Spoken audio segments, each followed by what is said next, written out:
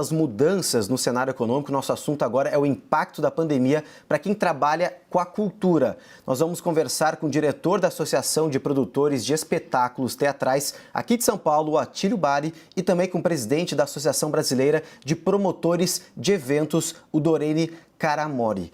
Boa tarde, senhores. Muito obrigado pela participação aqui no Visão CNN. Inclusive, esta semana o governo federal aprovou um pacote de ajuda emergencial para esse setor. Gostaria que vocês avaliassem esses impactos na crise econômica, principalmente na área da cultura, se essa ajuda vem em boa hora e também por causa dos setores, tanto de eventos também de teatros, na maioria dos pacotes de flexibilização vão ser os últimos a reabrirem. Então, gostaria de começar então falando com o presidente da Associação dos Produtores de Espetáculos, o Atílio Bari.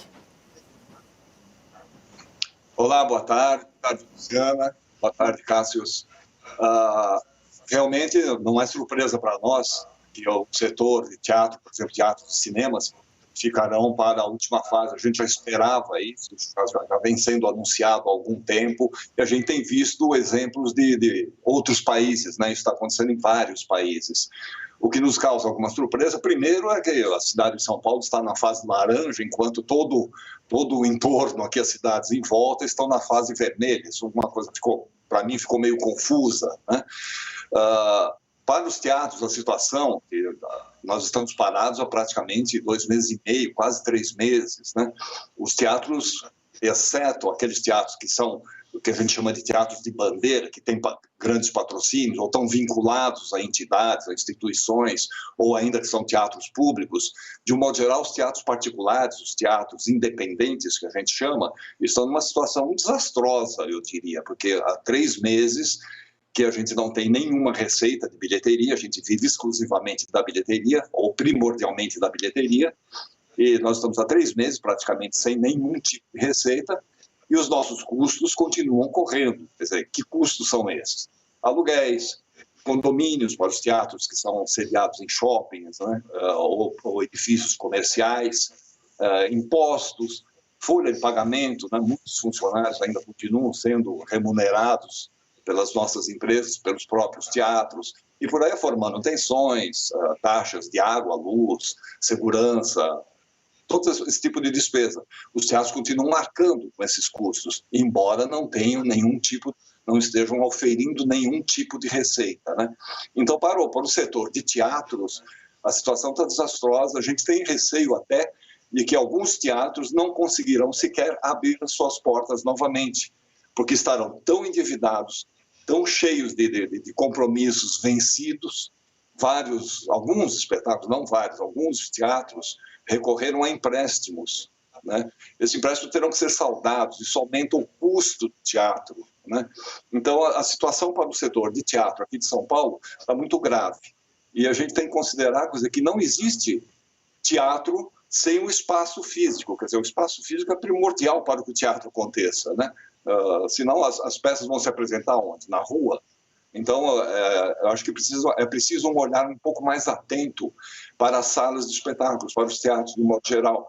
A gente tem visto várias movimentações para favorecer ou para remunerar de alguma forma, durante esse período de pandemia, os artistas, tal. Mas as salas de espetáculos, de uma certa forma, de modo geral, têm sido esquecidas, têm sido relegadas ao segundo plano.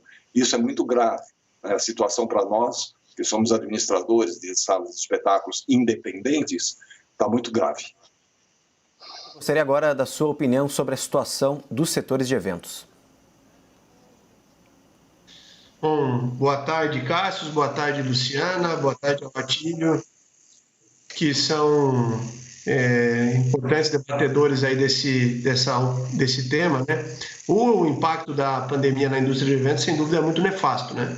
A gente vem falando aí desde março, né? Como adiantou aí o Atílio, tem o setor como um todo nosso fatura praticamente nada, né? Nesses 3 meses, né? E obviamente que um setor robusto como é o nosso, que fatura redução próxima a 99%, 100% do seu faturamento, você tem aí um desencaixe importante de caixa, com impacto em falta de condições de pagar as obrigações e especialmente, né, em falta de condições de manter a saúde da empresa. Então, a gente tem trabalhado muito nesse sentido de redução do impacto da crise nas empresas, em temas como crédito, temas tributários, temas de consumidor e tal, e também, né, no olhar de sustentabilidade em todo o período que a cadeia está parada e aumento da previsibilidade do planejamento de retomada.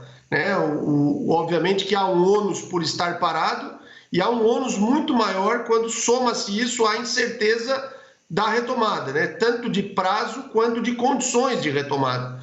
E é nesse sentido que o debate precisa se estender, ou seja, não são só as medidas emergenciais, que sim são fundamentais, seja aquelas que acessam o produtor individualmente, né, o artista individualmente, seja que acesse os espaços, como bem disse o Atílio. Todas essas medidas são fundamentais, mas também a gente olhar para frente, porque a gente só vai conseguir saldar com o endividamento gerado nesse período se a atividade tiver perspectiva de retomada e se a gente conseguir planejar e influenciar a forma dessa retomada. O debate nosso na Abrap, tanto nacionalmente quanto nos estados, tem sido nessas duas frentes, né? Redução do impacto, mitigação do impacto da crise no período em que as empresas estão paralisadas, mas também um olhar de futuro, né? Para planejar a retomada e as condições técnicas de retomada.